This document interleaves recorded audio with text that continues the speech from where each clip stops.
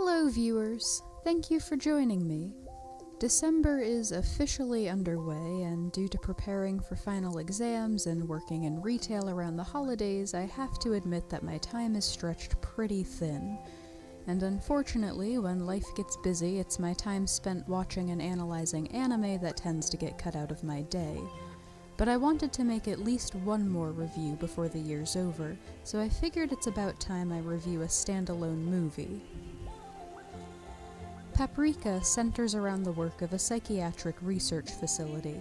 The doctors and scientists there have created a device that allows them to enter and explore the dreams of their patients.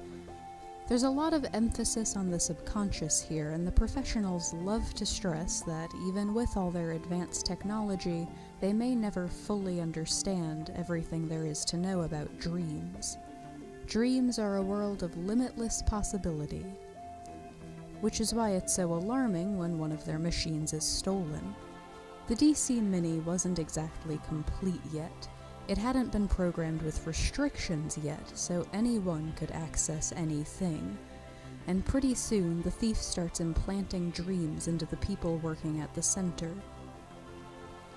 If he activates them while the subject is awake, they become trapped in a delusion, start spouting nonsense, and are liable to do themselves some serious harm if they're not stopped.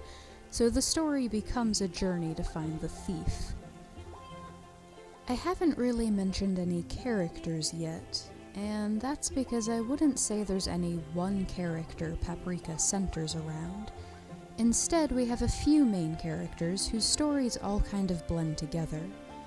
To start, we've got Atsuko Chiba, a talented but dispassionate psychiatrist.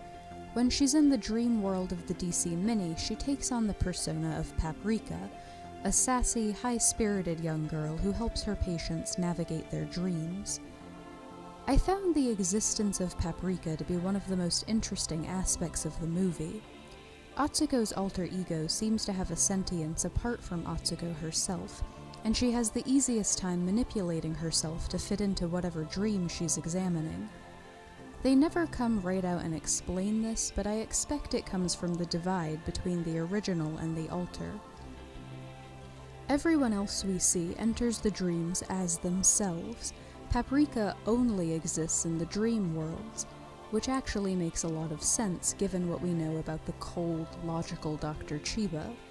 Paprika existing almost as a separate entity from her original mind simultaneously acts as a safety measure and makes her the most efficient worker in the field. However, we can't forget that they are technically the same person. As the story progresses, dreams start to merge with reality, and we're treated to a scene where Atsuko and Paprika both have a physical form in the same place.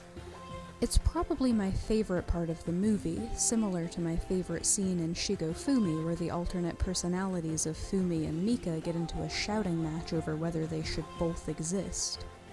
Personally, I felt it was the perfect touch to a movie all about psychoanalyzing the subconscious. However, even though the movie is named after her, Dr. Chiba doesn't actually do much to drive the story. I'd say the character with the most conflict is one of her patients. Detective Konakawa is in the middle of a homicide case, and he comes to her to have his dreams analyzed. He ends up learning a lot about himself in the process, and I'd almost say Paprika is his story.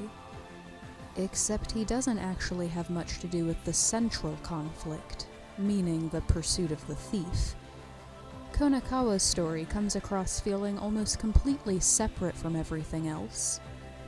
He's connected really only because he's old friends with the chief of the psychiatric facility and because he's using their dream machine to try and solve his own problems. Lastly, there's another doctor, Kosaku Tokita, the man largely responsible for creating the DC Mini. He's a kind-hearted genius, badly out of touch with the rest of humanity.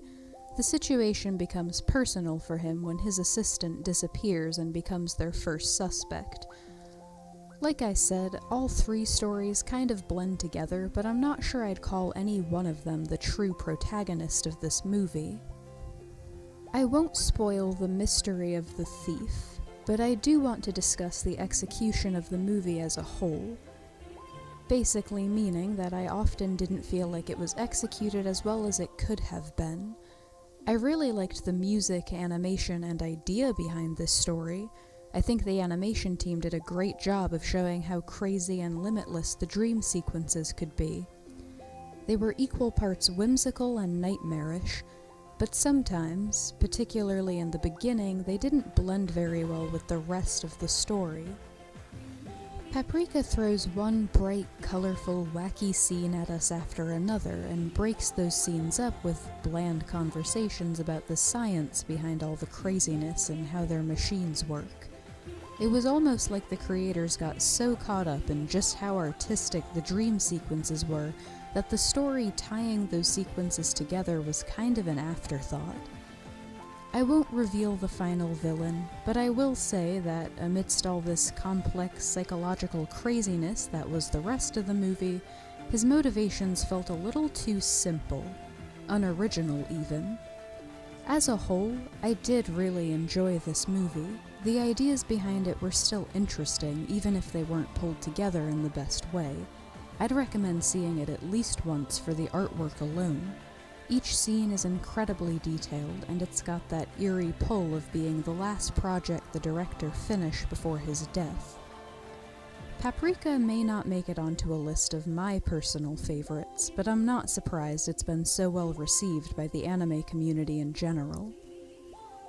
That's it for this review. I hope you all enjoy the rest of the end of the year craziness, and thank you for watching.